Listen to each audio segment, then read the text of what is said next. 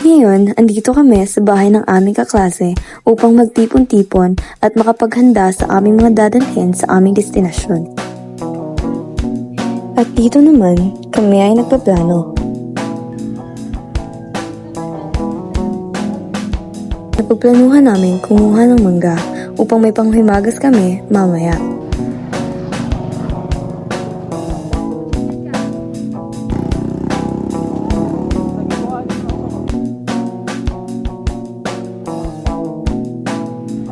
Habang dito naman, handa na kaming pumunta sa aming destinasyon. Mula sa lungsod ng Bilyaba, papunta sa aming destinasyon, may 20 minuto upang makarating sa Pulang Bato, Barangay Libagong.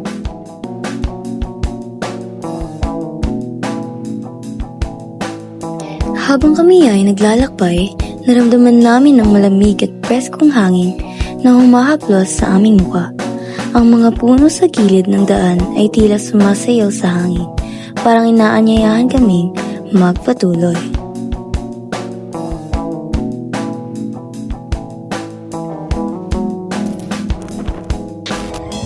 Sa wakas ay nakarating na kami sa Barangay Libagong.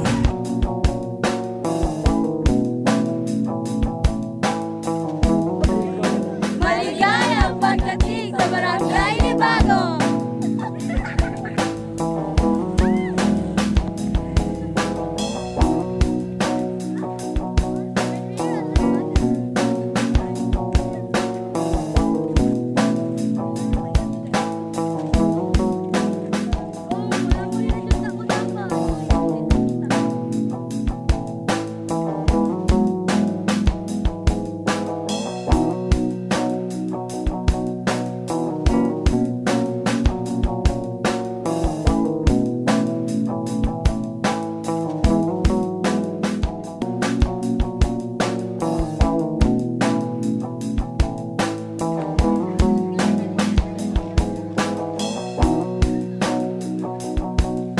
May dalawang paraan upang makarating sa Pulang Bato. Sumakay ng bangka o umakyat sa bundok.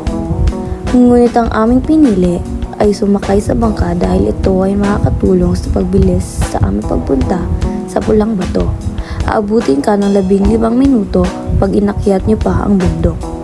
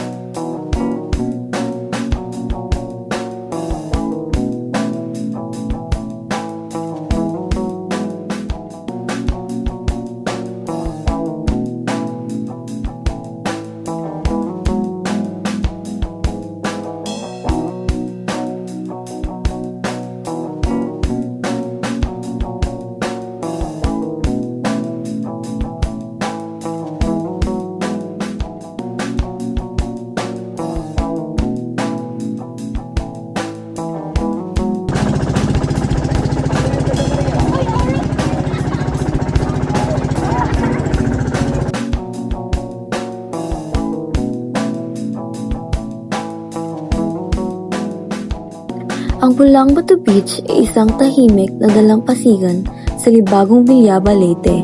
Kilala ito dahil sa kanyang malaking bato na kulay pula. Ito ay nagbibigay ng kakaibang ganda. Malinaw ang tubig, presko ang hangin, at napapaligiran ito ng lugiyang kalikasan. Ito ay isang perpektong lugar para magpahinga at damhin ang simple ngunit kahangahangang tanawin.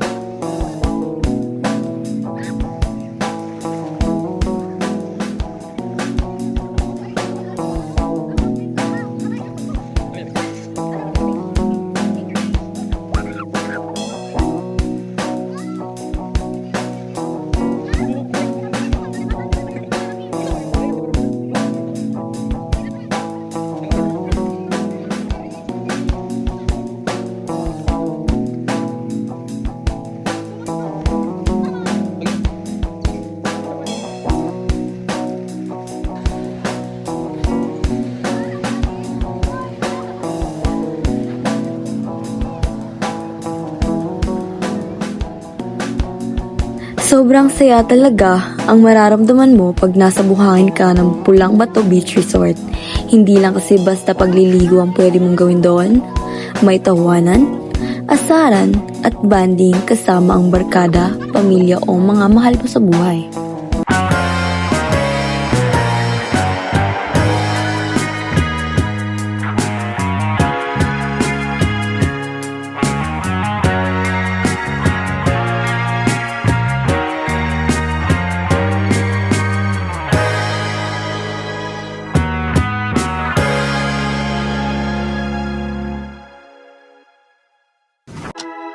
Hindi lamang kasiyahan ang aming nadama, kundi ang payapang pakiramdam na bumabalot sa aming puso.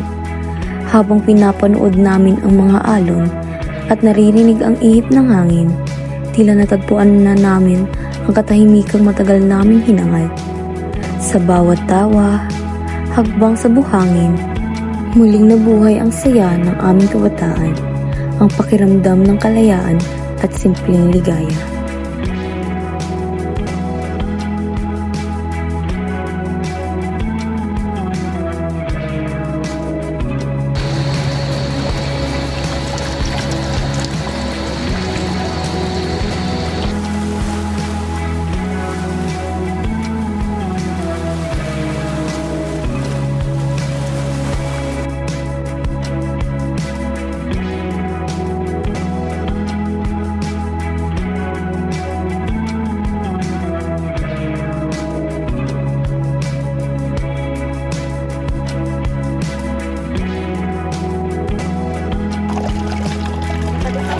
Ito ASMR. Ito tubig, ito tubig.